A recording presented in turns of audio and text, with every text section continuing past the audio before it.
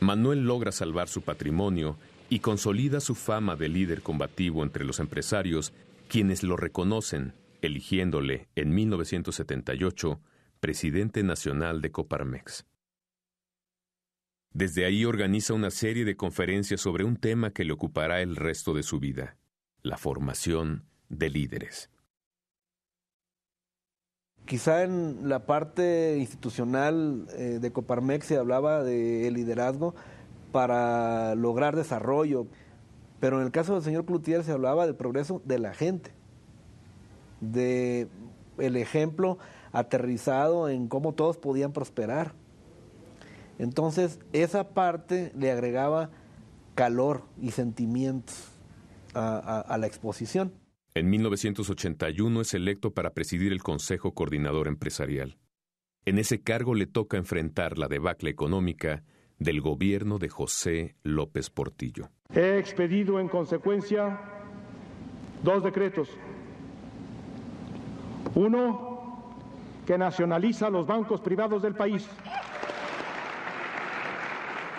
Frente a la complacencia general, Maquio levanta la voz. Pretende organizar a los banqueros para que se opongan a la medida, pero ellos prefieren callar y negociar con Miguel de la Madrid, quien tomará el poder en menos de 3 meses. Pero quizá más que el hecho mismo de que la banca pasara a manos del Estado, yo creo que lo que a muchos verdaderamente nos estremeció, nos sacudió en ese momento, fue el ver la omnipotencia del presidente.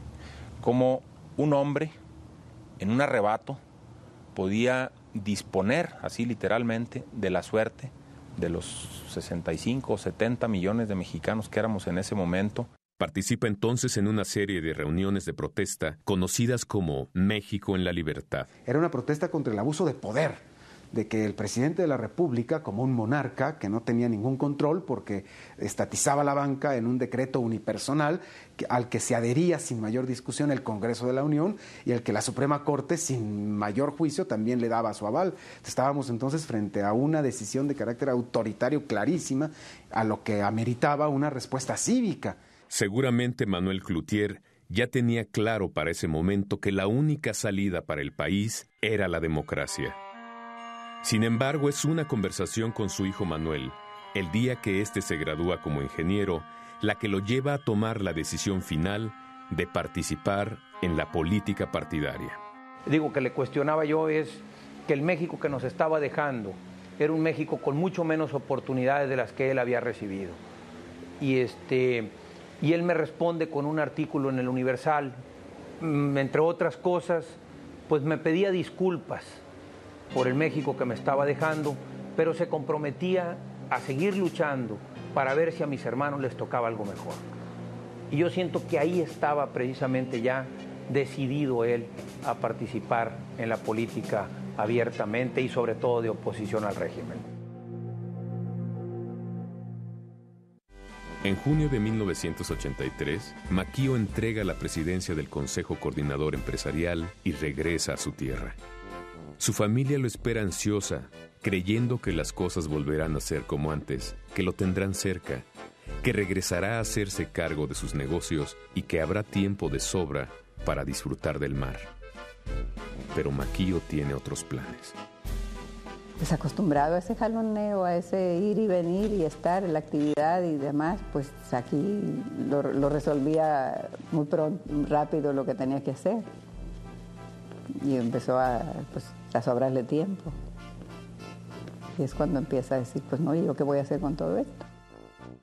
Y llegué a la conclusión de que yo había venido llenando mi alforja de una serie de conocimientos y vivencias y me pregunté, ¿y ahora para qué?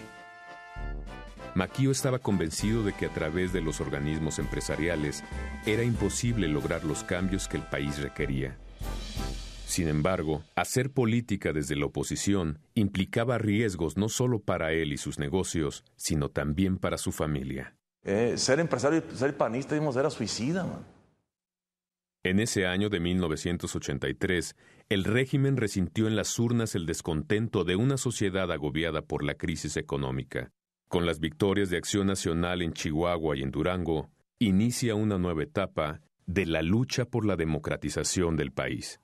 Aunque estaba al tanto de estos acontecimientos, Maquío no consideraba al PAN de Sinaloa como el apoyo que necesitaba para contender contra el PRI. Y como él era un ganador, pues él sentía que los panistas éramos perdedores, ¿verdad? Después de tantos años y no ganar nada. A nosotros nos llamaban los chinchulines del PAN. Y chinchulines, pues, cosa poquita, ¿no? Son semillitas, son cositas pequeñas. Entonces, los chinchulines del PAN, o sea, los poca cosa del PAN, como que no sabíamos estar a la altura de lo que requería México en aquel tiempo.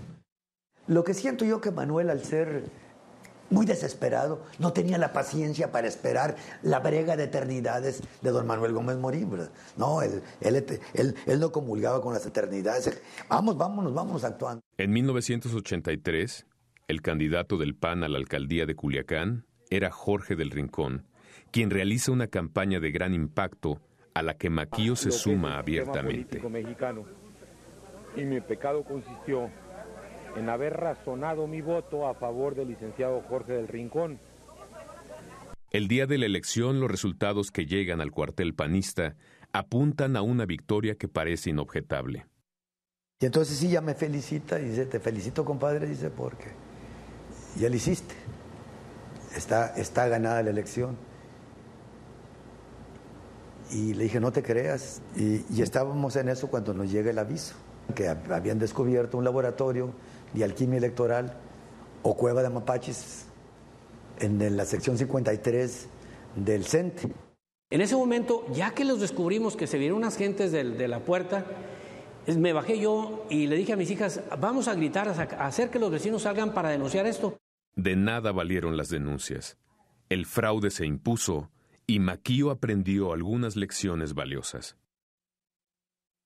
Ahí se dio cuenta Maquío de la impotencia del PAN, de la impotencia de los miembros del PAN, y que los chinchulines éramos chinchulines no porque nosotros quisiéramos ser chinchulines, porque el sistema no nos dejaba crecer tampoco. Un panista puro o un panista lo motivaba más el decir, bueno, estos cometen el fraude, hay que combatir el fraude, hay que... No, Maquío lo que vio fue lo práctico. A estos se les puede ganar. Después de estos acontecimientos de Culiacán, decide ingresar al PAN. Y recuerdo, me habló por teléfono para pedirme la declaración de principios de todos los partidos, porque quería tener la seguridad de que el paso que iba a dar pues iba en congruencia con lo que él pensaba y con lo que él creía. Estudié los documentos doctrinarios de todos los partidos mexicanos y me decidí por Acción Nacional. Y la verdad es que Cloutier se convirtió primero en panista, se afilió y se hizo militante, ¿no? Y lo que hizo fue aportar lo que sabía, era un tacle político, era un hombre que estaba rompiendo las líneas, ¿no? Es hasta noviembre de 1984 cuando Maquío se presenta públicamente como panista. Ya desde entonces tenía en mente buscar la gubernatura en las elecciones programadas para octubre de 1986. Él nos cita a los panistas más connotados de aquí en el barco para decirnos que él quisiera que definiéramos quién debía ser el candidato a la gubernatura. Pero por otro lado no tenía ninguna dificultad, no había ni competencia, si no había candidatos. Al llegar el mes de mayo, Francisco Labastida Ochoa era ya el candidato del PRI. Maquío busca el apoyo de la clase empresarial de Sinaloa, a la que él y varios de sus mejores amigos y compadres pertenecían. En una cena les pide su apoyo, o cuando menos que se mantengan al margen de las adhesiones al candidato oficial. Yo creo que ahí es donde está la decepción, no es que no lo hayan apoyado. La parte delicada es que al tiempo ellos empiezan a trabajar a favor de la Bastida. Por eso, el 26 de octubre, vota con valor. El partido no estaba organizado, no existía un partido como tal en todo el estado. Era una estructura muy débil, éramos unos cuantos, no teníamos dinero. Él sabía que si le entraba, él tenía que pagar la campaña y él tenía que organizar todo su equipo. Esas minucias no iban a detener a Maquío. Con dinero propio, con el de algunos amigos empresarios y con el que el partido obtenía a través de rifas y sorteos, pudo incorporar en la campaña elementos innovadores de mercadotecnia y publicidad. Y entonces